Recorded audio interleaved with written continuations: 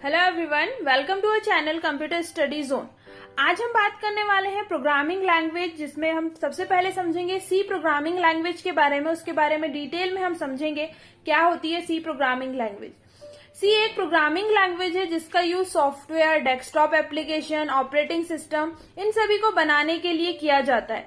1972 में Dennis Ritchie ने bell telephone laboratory में इसे बनाया था। ये एक मिडिल लेवल लैंग्वेज है जिसमें अदर हाई लेवल लैंग्वेज के जैसे ही इंग्लिश के वर्ड का यूज किया जाता है। ये एक जनरल पर्पस प्रोग्रामिंग लैंग्वेज है जिसका यूज किसी भी टाइप के प्रोग्राम को बनाने के लिए किया जा सकता है।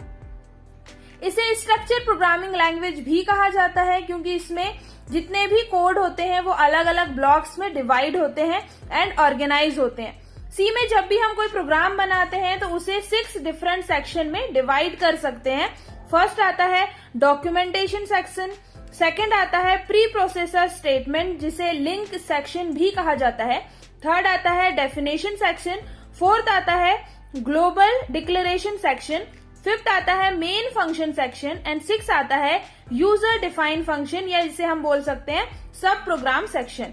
ये सभी अलग अलग सेक्शन मिलके ही एक कंप्लीट प्रोग्राम का बेसिक स्ट्रक्चर रेडी करते हैं। जब हम प्रोग्राम देखते हैं ना सी में वो इस 6 पार्ट में डिवाइड होता है, तो जब हम प्रोग्राम देखें तो इससे हम रिलेट करके समझेंगे जिससे आपको और अच्छे से क्लियर हो जाए। सबसे पहले जो था प्रोग्राम को डिस्क्राइब करने के लिए प्रोग्रामर क्या करता है, डॉक्यूमेंटेशन सेक्शन में कमेंट्स लिखता है।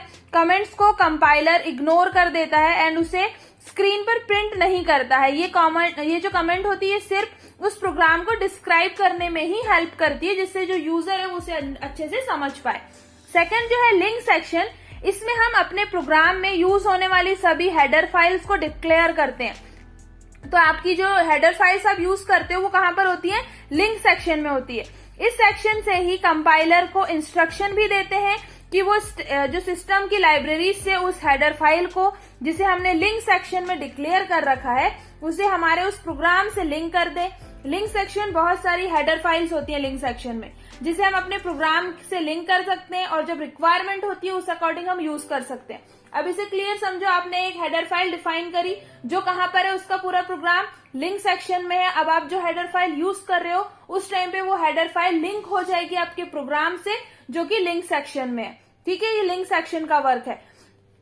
इसके बाद है कि आप कुछ डेफिनेशन सेक्शन जो है, डेफिनेशन सेक्शन में आप क्या कर रहे हो, सी लैंग्वेज में हम जितने भी सिंबल कॉन्स्टेंट्स का यूज करते हैं उसका डेफिनेशन इस सेक्शन में किया जाता है, इसलिए इस सेक्शन को डेफिनेशन सेक्शन कहा जाता है। तो आप सिंबल्स जो डिफाइन करते हो वो डेफिनेशन सेक्शन में होते हैं। इसके बाद है ग्लोबल डिक्लेरेशन सेक्शन, इसमें हम क्या करते हैं, ऐसे वेरिएबल को डिक्लेयर करते हैं जिसे हम अपने प्रोग्राम में कहीं भी यूज करना चाहते हैं। ऐसे वेरिएबल ग्लोबल वेरिएबल कहलाते हैं।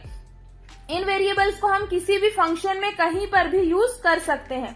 सी प्रोग्रामिंग जो लैंग्वेज है इसके बाद इसका जो जो नेक्स्ट सेक्शन है वो है मेन फंक्शन सेक्शन। सी लैंग्वेज में जब भी हम कोई प्रोग्राम बनाते हैं तो उस प्रोग्राम में हम एक मेन सेक्शन होता है, मेन फंक्शन होता है। ये कर्ली ब्रैकेट्स में स्टार्ट होता है एंड इसी से एंड होता है। इन्हीं ब्रैकेट्स के अंदर हम स्टेटमेंट्स लिखते हैं। इसमें जो कोड लिखे होते हैं उसमें 2 पार्ट होते हैं, डिक्लेरेशन पार्ट और एग्जीक्यूशन पार्ट। तो आपने जो कर्ली ब्रैकेट ओपन किया और क्लोज किया तो यहाँ पर आप जो डिफाइन करते हैं वो क्या होता है, मेन फंक्शन होता है। तो ये कौन सा सेक्शन हुआ, मेन फंक्शन सेक्शन हुआ। इसके बाद यूजर डिफाइन फंक्शन के अंदर सभी यूजर जो भी फंक्शन उन्हें डिफाइन करना होता है उसे यहाँ पर डिक्लेयर किया जाता है। तो ये 6 डिफरेंट जो पार्ट हो गए जिसमें हमने डिवाइड किया था अलग अलग सेक्शन एक प्रोग्राम के, तो आप इससे रिलेट कर सकते हैं और अपने प्रोग्राम को अच्छे से समझ सकते हैं कि कौन सा प्रोग्राम किस सेक्शन के, कौन सा पार्ट किस सेक्शन के अंदर आता है। तो यहाँ पर हमने देखा कि आपने जो प्रोग्राम बनाया उसके अलग अलग सेक्शन कौन से होते हैं। अब ये प्रोग्राम बनने के बाद जब इसे कंप्यूटर अंडरस्टैंड करेगा, कंप्यूटर जब इसे रीड करेगा तो उसे रिक्वायरमेंट होगी कंपाइलर की, जिससे उस कोड को जो हाई लेवल लैंग्वेज में लिखा हुआ था उसे वो अंडरस्टैंड कर पाए, बाइनरी लैंग्वेज में कन्वर्ट कर पाए। इसके लिए हम यूज करते हैं कंपाइलर का।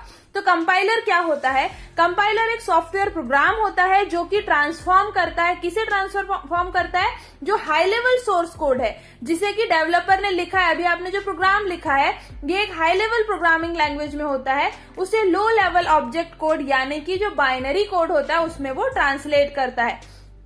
जो कि मशीन लैंग्वेज होती है, आप जो कंप्यूटर अंडरस्टैंड कर पा रहा है वो मशीन लैंग्वेज हो गई, उसमें ट्रांसलेट कर दिया जाता है उस प्रोग्राम को। इसी प्रोसेस को कंपाइलेशन प्रोसेस कहा जाता है, क्योंकि इसमें कंपाइलर इंक्लूड और ये पूरी प्रोसेस कर रहा है। अब आप जैसे जो लैंग्वेज बोल रहे हो, आप किसी और को समझाना चाह रहे हो अपनी लैंग्वेज, तो आप एक ट्रांसलेटर का यूज करोगे जिससे हाई लेवल लैंग्वेज भी आए और मशीन लैंग्वेज भी आए, तो कंपाइलर ये वर्क करता है। सो कंप्यूटर क्या अंडरस्टैंड करता है, 0 एंड 1 बाइनरी लैंग्वेज को अंडरस्टैंड करता है। तो आपका जो हाई लेवल का प्रोग्राम है ये पूरा कन्वर्ट होता है बाइनरी लैंग्वेज में। कन्वर्ट होने के बाद उसका आउटपुट आता है बाइनरी में ही, फिर से कंपाइलर उसे क्या करता है, हाई लेवल में कन्वर्ट करता है और आपको आउटपुट डिस्प्ले करता है। जब भी हम कंप्यूटर को कुछ कमांड देते हैं प्रोसेस करने के लिए, उस टाइम पर हम कुछ सेट ऑफ इंस्ट्रक्शन प्रोग्राम में लिखते हैं।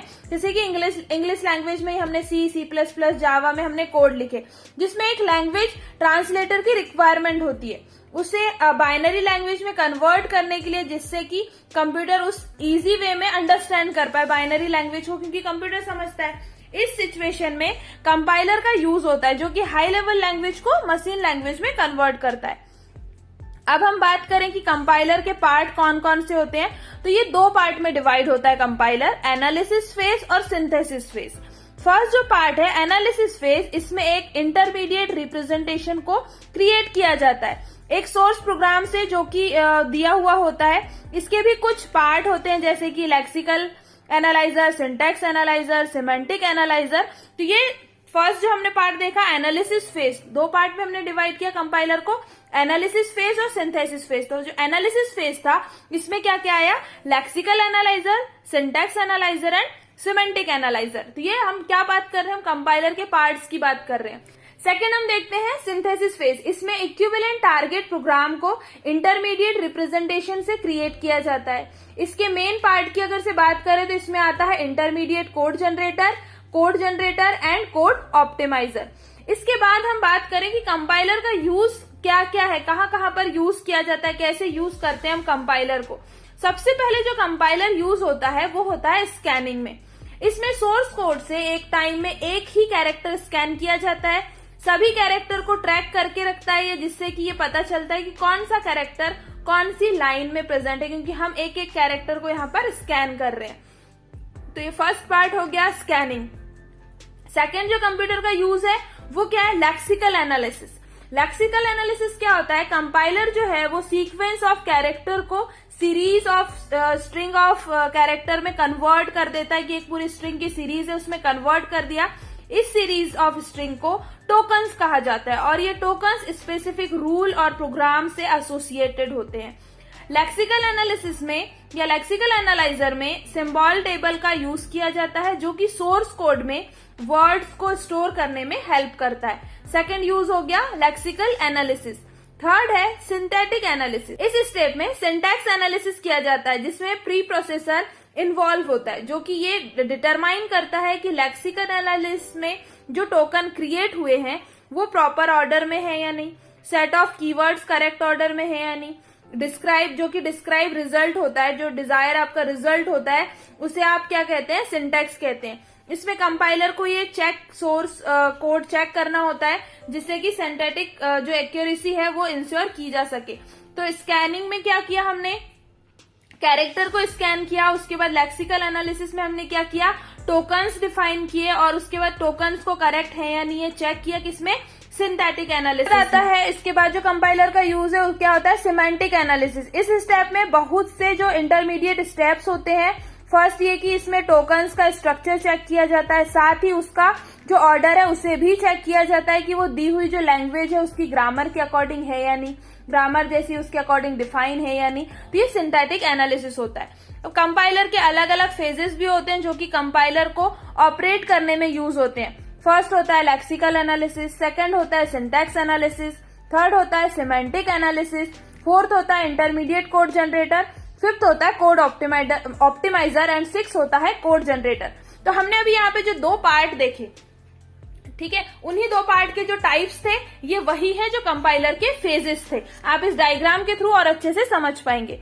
कभी कभी इंटरव्यूअर या फिर किसी एग्जाम में आपसे पूछा जाता है कि डी कंपाइलर क्या होता है। कंपाइलर तो आपको पता है, जो हाई लेवल लैंग्वेज को मशीन लैंग्वेज में कन्वर्ट कर रहा है, बट डी कंपाइलर क्या होता है? ये एक ऐसा कंपाइलर होता है जो कि मशीन लैंग्वेज को हाई लेवल लैंग्वेज या नेचुरल लैंग्वेज में कन्वर्ट करता है। जस्ट उसका रिवर्स होता है, उसे हम डी कंपाइलर कहते हैं। जो आपका बाइनरी कोड था उसे स्क्रीन पर डिस्प्ले करने के लिए, आपके हाई लेवल लैंग्वेज में डिस्प्ले करने के लिए जो यूज होता है वो होता है डी कंपाइलर। इसके अलावा क्रॉस कंपाइलर जो कि ऑब्जेक्ट कोड प्रोड्यूस करते हैं, जो कि केवल सिस्टम को रन होने के लिए ही बने हुए होते हैं, सिस्टम को रन करने के लिए ही क्रॉस कंपाइलर का यूज किया जाता है।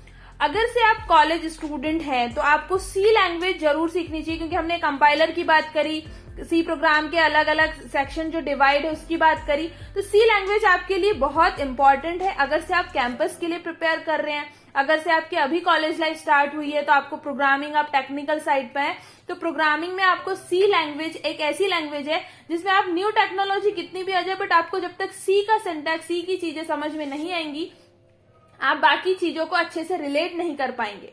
ठीक है, तो इसके बारे में हम देखते हैं। ये एक जो लैंग्वेज है, अदर लैंग्वेज के जो बेसिक फीचर्स होते हैं उसको कवर करती है, जिससे आपको अदर लैंग्वेज को सीखने में हेल्प होती है।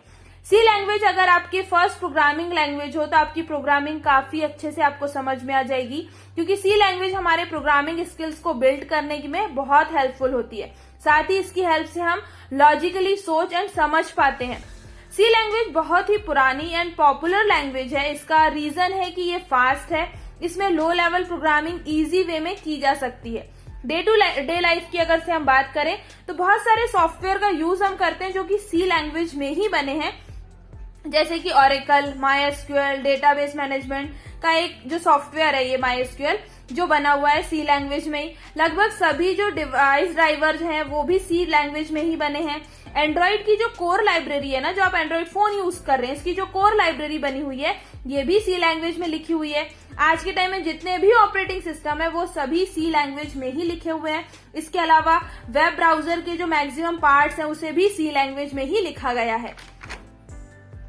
इसे सीखना इतना डिफिकल्ट भी नहीं है, जैसे कि हमने हिंदी इंग्लिश लैंग्वेज को जैसे हम सीखते हैं उसका जैसा बेसिक्स होता है, सेम वैसी अल्फाबेट, कैरेक्टर, स्पेशल सिंबल, इन सब का यूज करके हम वर्ड्स बनाते हैं, वर्ड से हम सेंटेंस बनाते हैं, सेंटेंस से हम पैराग्राफ बनाते हैं। ठीक ऐसे ही सी प्रोग्रामिंग के बेसिक्स होते हैं जिसमें हम टोकन्स, आइडेंटिफायर्स, कीवर्ड्स, इंस्ट्रक्शन, इन सभी चीजों का यूज करते हैं, जिससे प्रोग्राम बनाने में आपको और प्रोग्रामिंग लैंग्वेज सीखने में आपको बहुत हेल्प होती है। इससे आप सॉफ्टवेयर भी बना सकते हैं।